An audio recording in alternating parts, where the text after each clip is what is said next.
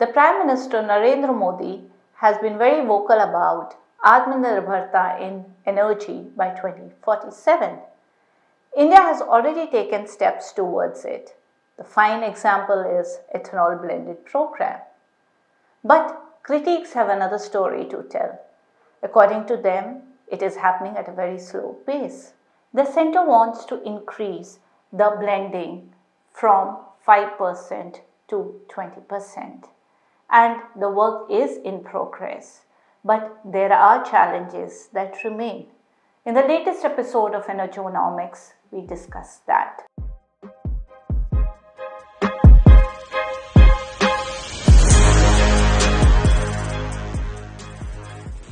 In 2001, pilot projects were started in 3 places in the country. The Indian government decided to launch the Ethanol Blended Petrol program or EBP in 2003 for supplying 5% of the blended petrol. The reason why India has been going for this program has been to go green and to achieve energy security. India's policy is in place and it is slowly and steadily increasing the percentage of blending. In fact, Prime Minister Narendra Modi has been quoted as saying, "Use of ethanol extracted from sugarcane for mixing in petrol will benefit farmers." What is this ethanol blended petrol program? Ethanol is ethyl alcohol, the same type of alcohol as found in alcoholic beverages. Ethanol blending is not a new concept. It is mostly mixed with petrol and is used as a motor fuel. It is made from various plant materials like corn, sugarcane, or from crop residues. Recently, Hardeep Singh Puri, Petroleum and Natural Gas Minister, said, and I quote, "India achieved 10% ethanol blending 5 months in advance in June 2022 and advanced availability of E20 blend by 5 years to 2025. 20% ethanol blended fuel is already available at more than 1,600 retail outlets. Compare this with mere 1.4% blending we managed before 2014. When the scheme was rolled out, production of ethanol was dependent on molasses and cane. Subsequently, it was extended to other grains. The centre has been revising rules to make the program a success. It has addressed the issues of taxes, levies, and other things. Despite all this, the program has been facing challenges. I asked Aditya Jhunjhunwala, President of Indian Sugar Mills Association, what exactly are the problems, and this is what he had to say. The ethanol, because you see, is produced from sugarcane. And now the pricing of the sugarcane is determined by the central government in the nomenclature of FRP, that's Fair Remunerative Price. And that is increased year on year. So what we have been requesting the government, because the price of the raw material keeps on increasing, and that is approximately 75 or 80% of the total production cost. So we have requesting the government, why don't we come with a long-term formula which puts in the price that has been increased through FRP plus the repo rate or maybe inflation cost, because these are the costs which keeps on increasing that needs to be passed on to the consumer. So we as a sugar industry, we are requesting the government to have a long-term formula so that every year it will not be advisable for the industry to go once the FRP is increased to request the government for a revision in price. The second thing what we are asking is now, because of the capacity which is required as per the NITI Aayog to achieve E20 needs a huge amount of capex. So the capex which is required is approximately 20,000 crores.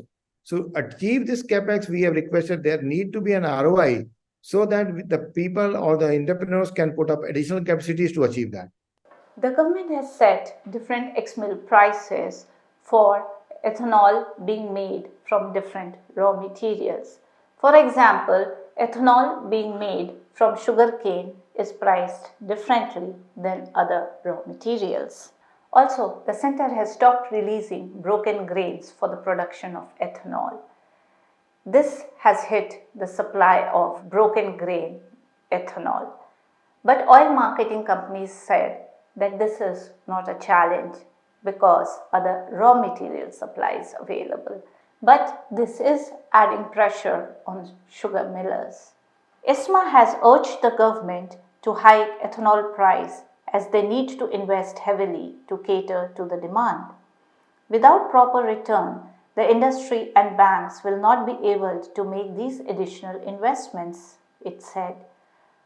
Oil marketing companies have little role to play here as decisions related to the price is made by the government. So what is the way out? I asked Jhunjhunwala. There has to be a nodal agency, a nodal ministry. In our case, is the food ministry. And what we understand, there is a committee of joint secretaries from finance, from petroleum and food, who discuss together to find out a solution. And I think that is the way forward. But will the formula work and who will monitor it? I asked Mr. M.R. Subramani, commodities editor of the Hindu Business Line, and this is what he had to say. Probably they should have a separate authority on ethanol pricing and sugarcane, or the other alternative could be the Department of Sugar in the Food Ministry, which can chip in because they have all the statistics, they have everything on hand. They can do that. As regards to the state advised price, it was an issue. That issue is now, sort of got reduced because the center sets up the fair and remunerative price for sugarcane. Uttar Pradesh was a problem. Not now. In the last few years, UP is not going in for such SAP. What's happening is the ethanol program has really helped everyone there. Are the farmers benefiting from all this? It will help the farmer directly, because if we see in the position when there was a sugar production, it was a neglect situation. So as the industry, we would have always gone to the ministry to help us out for export formula, export subsidies, or maybe that there was cane areas and the prices were difficult for the industry to pay. But if you see for the last 5 years, there have been very minimal areas by the industry. Majority of the dues have been paid. The prices have been increased every year on year. And that is also helping the farmers.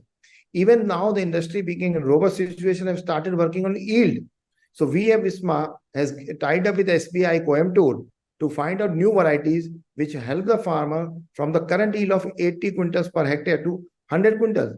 So I think that is the way we need to work together. Having an open price for the sugarcane farmers will definitely help, because that will encourage them to go for sugarcane if the prices are going to be higher. It also will help, like what's happening in Brazil. Like if ethanol prices go up, farmers divert more cane for ethanol, and when sugar prices go up, they divert more price. So we will see some sort of clarity on that aspect. Now the government has got into this picture of increasing maize production, where its objective is to meet ethanol production is just now happening.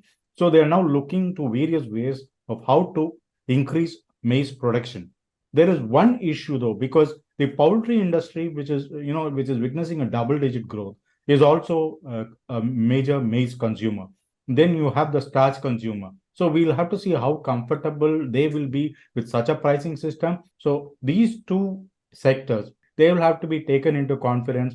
But definitely farmers will stand to gain a lot by this open pricing, because at least they'll be able to take a decision on what crop they want to go ahead, whether it's beneficial to grow maize crop or not.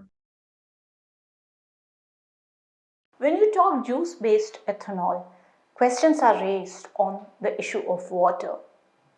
Sugarcane is generally seen as water guzzler.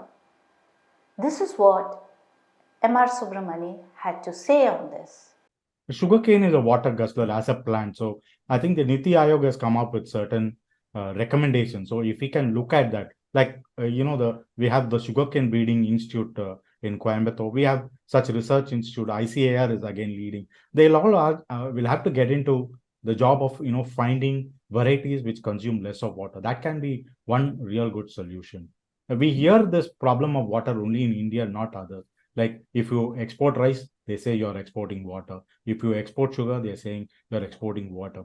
But somewhere some balance somewhere some line has to be drawn, and farmers will have to, benefit from whatever they are doing. That way, some solutions, or one solution could be going in for varieties that consume less of water but produce more juice. However, Jhunjhunwala had a different take. I think this subject has been taken up quite some time, and we are here to prove that there is no such kind of a water guzzler that the sugar crop has been branded as. We have already started a study, independent study by the Government of India Institute. I think by next year we'll get that. But if you see, a lot of water which has been the sugar industry takes in has recycled, reprocessed, and again sent back to the fields. We are into ZLD kind of an issue, so the consumption of water in the industry is not too much. So the sugar cane, what we crush, have a surplus water which has been reprocessed and again goes back to the farmer's field. Well, the systems can be put in place, keeping the return on investments in mind. But we all need assurance. The return on investments or the costs should be in sync with the changing economic conditions. The industry needs assurance on pricing, and they feel a transparent pricing mechanism is a solution. Who will monitor it? How will it be done? They are the little intricacies that can be worked out. Hopefully, to make the program a success, a way out is found.